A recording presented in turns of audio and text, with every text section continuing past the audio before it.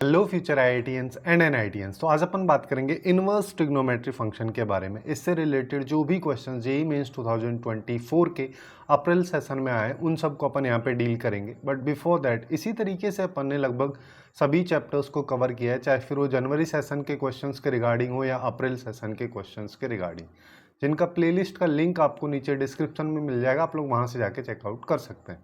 इसके क्वेश्चंस की अगर अपन बात करें तो अप्रैल सेशन में ज़्यादा क्वेश्चंस वैसे आए नहीं थे, जो भी आए हैं उन सबको अपन यहाँ पे डिस्कस करेंगे। जैसे पहला क्वेश्चन अपने को क्या बोल रहा है कि अपने पास जितने भी इनवर्स ट्रिग्नोमेट्रिक फंक्शंस यहाँ पे लिए गए सबकी प्रिंसिपल वैल्यू को अपन यूज़ कर रहे हैं, और अपने को यहाँ पे बोला कि दो अपने पास में वैल्यूज़ हैं एक्स और वाई, मतलब बेसिकली वेरिएबल है जो कि -1 से 1 के बीच में टेंड करता है। तो अपने को इक्वेशन ये दे रखी है जहाँ पे अल्फा की वैल्यू -π/2 से पाई के बीच में है, तो अपने को इसका मिनिमम आउटपुट बताना है। अब देखो, इसको सिंप्लीफाई करने के लिए अपने को इस जो इक्वेशन दे रखी है इसको एक सिंगल ट्रिग्नोमेट्रिक या सिंगल इनवर्स ट्रिग्नोमेट्रिक फंक्शन में कन्वर्ट करना रहेगा। जैसे कि कॉस इनवर्स है तो कॉस इनवर्स में कर लेते हैं, जिससे कि थोड़ी सी आसानी हो जाए। तो इसके लिए अपने पास में क्या प्रॉपर्टी है, थोड़ा सा बेसिक सा प्रॉपर्टी एक याद होना चाहिए। जैसे कि sine inverse X plus cos inverse x अगर मैं करता हूँ तो अपने को पता है π/2 आता है, और यहीं से मैं एक्चुअली में इस x को बदल दे रहा हूँ। ठीक है, मैं इसको y कर देता हूँ, तब भी सेम रहने वाला है। तो अपन यहाँ पे साइन इनवर्स y की जगह क्या लिख सकते हैं कि π/2 माइनस कॉस इनवर्स y, बस इसी को यहाँ पे पुट कर देना। तो यहाँ पे क्या आ जाएगा, यहाँ पे आएगा कॉस इनवर्स x और माइनस यहाँ पे लगा है साइन इनवर्स y के पहले, तो ये जो है कॉस इनवर्स y ये प्लस में हो जाएगा, इसको मैं पहले लिख दे रहा हूँ, और माइनस π/2 आ जाएगा इक्वल टू अल्फा। तो यहाँ पे अपन बोल सकते हैं cos inverse x plus cos inverse y is equal to π/2 plus alpha. अब π/2 प्लस अल्फा को थोड़ा सा समझ लेते हैं, ये वैल्यू कहाँ जा रही है। जैसे अल्फा की वैल्यू की अगर अपन बात करें तो अल्फा की वैल्यू -π/2 से पाई तक जा रही है। अब यहीं पे ऐसा करते हैं, इस इक्वेशन में अगर मान लो मैं π/2 ऐड कर देता हूँ इस इनइक्वलिटी में, तीनों में, तो मेरे पास में लेफ्ट साइड में क्या आएगा, यहाँ पे 0 आ जाएगा। यहाँ पे देखोगे तो यहाँ पे π/2 प्लस अल्फा हो जाएगा, और यहाँ पे क्या आ जाएगा 3π/2। पाई तो ऑलरेडी है, उसमें π/2 ऐड करें तो 3π/2 आ रहा है। मैं यहाँ पे बोल सकता हूँ कि π/2 प्लस अल्फा की जो वैल्यू है वो 0 से 3π/2 के बीच में कहीं पे भी हो सकती। अब एक और फॉर्मूला का यूज यहाँ पे होगा इनवर्स ट्रिग्नोमेट्री का, cos inverse x plus cos inverse y। इसका फॉर्मूला होता है cos inverse x into Y minus root of 1 minus X square into root of 1 minus Y square equal to अपने पास में π/2 प्लस अल्फा है। अब देखो, मैं यहाँ पे इस कॉस इनवर्स को उधर ले जाऊँ या फिर दोनों साइड कॉस ले लूँ तो ये कॉस इनवर्स खत्म हो जाता है ना।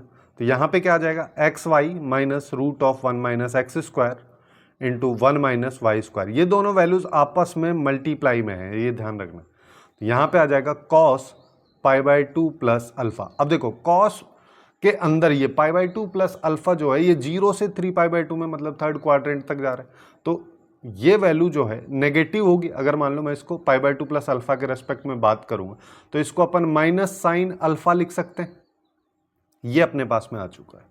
अब देखो तो मेरे पास क्या आ रहा है एक्स वाई, और इस माइनस साइन अल्फा को इधर ले आता हूँ, यानी कि अल्टीमेटली अपने को करना क्या है, अपने को यहाँ पे ये रूट को हटाना है। रूट को हटाने के लिए इस रूट वाली वैल्यूज को पूरा एक साइड अगर ले जाऊंगा तो काफ़ी आसानी से हट जाएगा।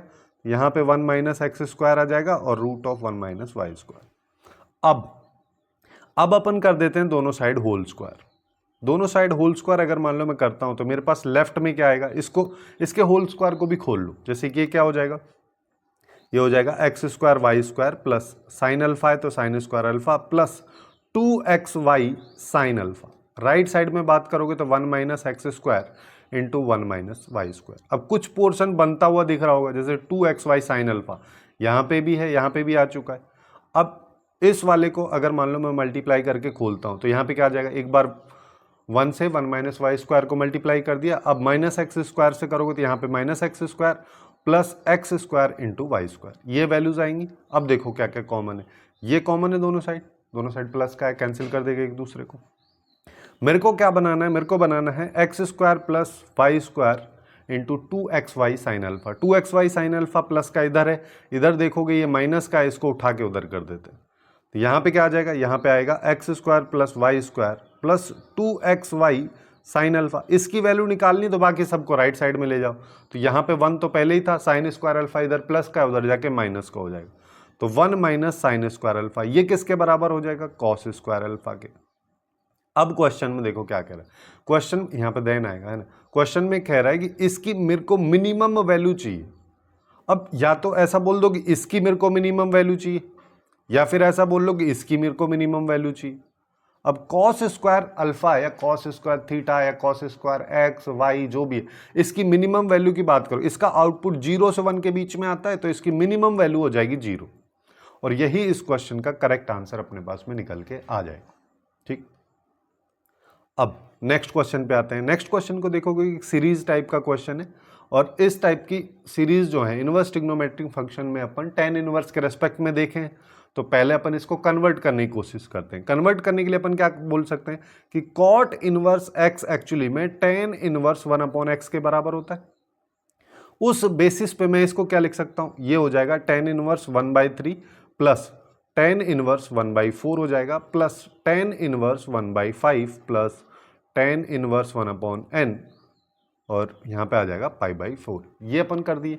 अब देखो, अब अगर मान लो मेरे को n की वैल्यू यहाँ पे निकालनी है, तो मेरे को इस पूरे को सिंप्लीफाई करना रहेगा, जिसको अपन कैसे कर सकते हैं, इसको अपन बोल सकते हैं कि tan inverse x plus tan inverse y वाला फॉर्मूला लगा दो, जहाँ पे tan inverse x plus Y 1 minus X divide by 1 minus X Y इसके बराबर होता है, वो वाला लगा सकते हैं। बट मैं यहाँ पे बोल रहा हूँ कि 2 बार उसको लगाने से देखो क्या होगा, पहले इसमें लगाओगे, फिर यहाँ से कोई आउटपुट आएगा उसके साथ इसके साथ में लगाओगे, तब जाके वैल्यू यहाँ पे निकाल पाओगे। बट मैं यहाँ पे बोल रहा हूँ कि एक और फॉर्मूला होता है कि tan inverse X plus tan inverse Y plus tan inverse Z, इसका सम अगर मान लो मेरे को निकालना तो ये होता है tan inverse X plus Y plus Z minus X Y Z divided by 1 minus X Y minus Y Z minus Z है।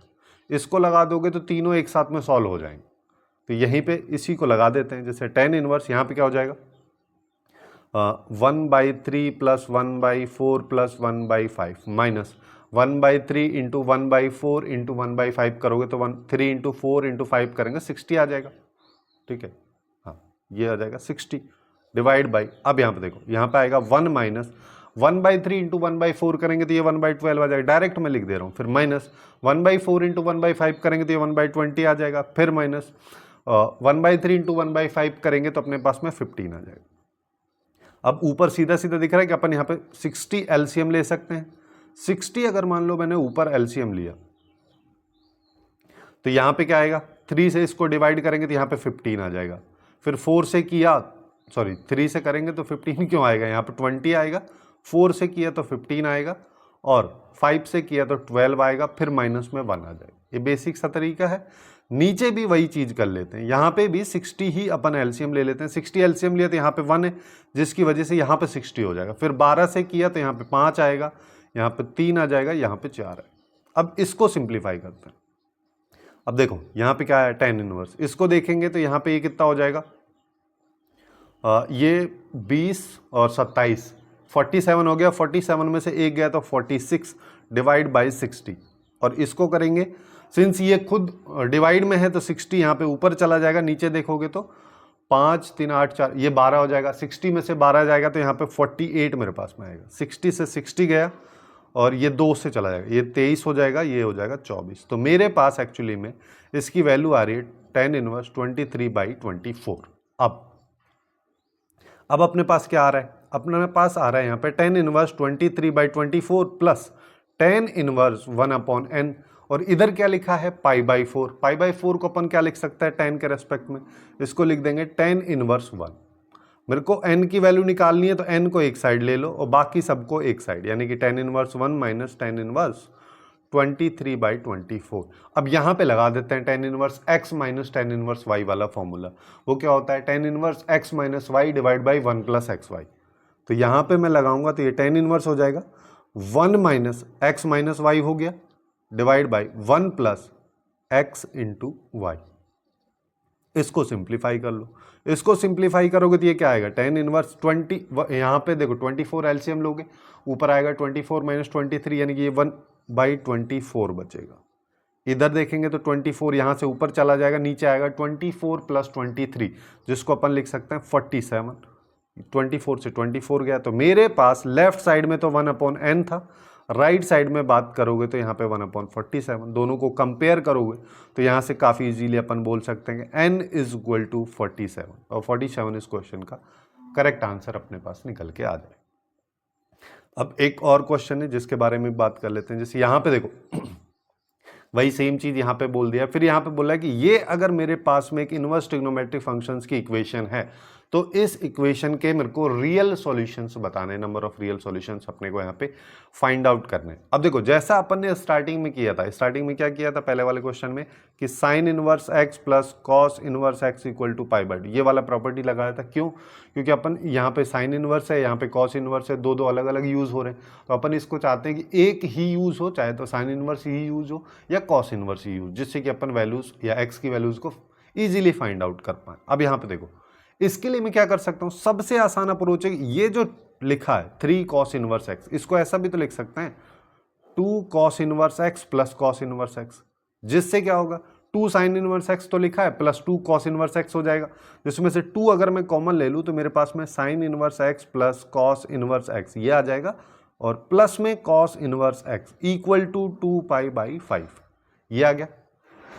इसकी वैल्यू के बारे में मेरे को पता है ये π/2 होती है, बस इसी को अपने को यहाँ पे रखना है। 2 × π/2 प्लस cos इनवर्स x = 2π/5। तो cos इनवर्स x की वैल्यू निकालोगे ये हो जाएगा पाई, तो यहाँ पे आएगा 2π/5 माइनस पाई, यानी कि -3π/5।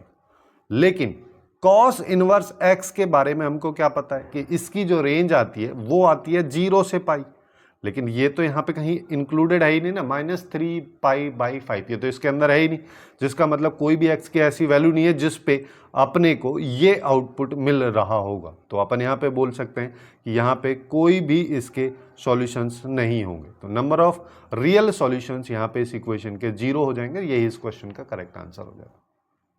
वैसे अगर पूरी तरीके से इनवर्स ट्रिग्नोमेट्रिक फंक्शंस की बात करें तो मेनली 3 ही क्वेश्चन अप्रैल सेशन में आए थे, बट इसके अलावा कुछ और क्वेश्चंस में इंक्लूड किया गया था इनवर्स ट्रिग्नोमेट्रिक फंक्शंस को। जैसे यहाँ पे इस क्वेश्चन में यहाँ पे साइन इनवर्स एक्स का यूज किया गया था, और यहाँ की अगर अपन बात करें एक और क्वेश्चन है ये वाला, है ना, हाँ यहाँ पे भी साइन इनवर्स एक्स के डोमेन के बारे में बात हुई। इन दोनों क्वेश्चंस को अपन ने इस फंक्शन वाली वीडियो में कवर किया है, आप लोग वहाँ से जाके चेकआउट कर सकते हैं। तो यही कुछ क्वेश्चन थे जो कि इनवर्स ट्रिग्नोमेट्रिक फंक्शन से रिलेटेड थे। सो आज के लिए बस इतना ही। Hopefully you guys find it useful, and if you find it useful then please do like, share and subscribe.